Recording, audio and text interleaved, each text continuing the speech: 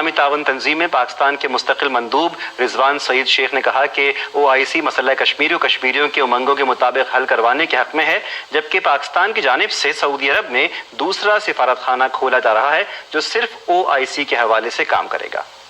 مقبوضہ کشمیر میں 9 ماہ سے جاری کرفیو اور بھارتی افواج کی جانب سے کشمیریوں پر مظالم کے حوالے سے سعودی دارالحکومت ریاض میں پاک منڈیا فورم کی جانب سے آن لائن کانفرنس کا انعقاد کیا گیا، جس میں فورم کے صحافیوں سمیت سیاسی، سماجی اور مذہبی جماعتوں کے ارکان نے شرکت کی۔ اس موقع پر اسلامی تعاون تنظیم OIC میں پاکستان کے مستقل مندوب رضوان سعید شیخ نے کہا ہے کہ اسلامی تعاون تنظیم OIC نے ہمیشہ کشمیریوں کے حق و ارادیت کی حمایت کی اور اقوام متحدہ کے بعد OIC کے پلیٹ فارم سے مسلسل کشمیر کے حوالے سے پاکستان کے موقف کی حمایت کی جا رہی ہے۔ رضوان سعید شیخ نے کہا ہے کہ بھارت گزشتہ 9 ماہ سے کشمیر کی میں کرفیو لگا کر لوگوں کو یرغمال بنائے ہوئے ہے اور ان کے بنیادی انسانی حقوق کو محروم رکھے ہوئے ہے۔ پاکستان کی جانب سے سعودی عرب میں دوسرا سفارتخانہ کھولا جا رہا ہے جو صرف OIC کے حوالے سے کام کرے گا، جس سے کشمیر کاز کو مزید تقویت ملے گی۔